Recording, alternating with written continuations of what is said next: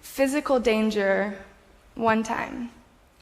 I traveled to Yemen as a photographer for a Norwegian author who was writing a book about the least visited countries in the world. On our last night in the country, I woke up to the sound of gunshots outside of my hotel.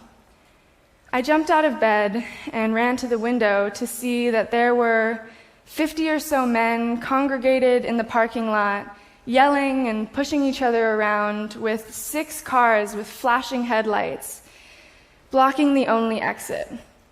With no security in sight, I grabbed my phone to call my contact in the country, who didn't answer because this was happening around 2 o'clock in the morning.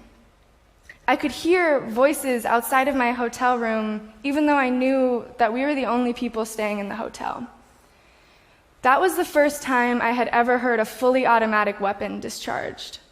I literally ducked and looked around the room, realistically looking for the best place to hide. In that moment, there was nothing I could do but sit with my fear of potentially being kidnapped until eventually all the men disappeared and I could cry myself to sleep after the adrenaline wore off. The next morning, I talked to my contact in the country and asked him what had happened the night before.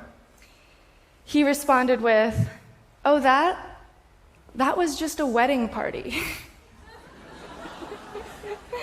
Since Yemen is an Islamic country, they do not drink alcohol, and one of the ways that they celebrate is by shooting guns. Basically, what this means is that the scariest thing that has ever happened to me while traveling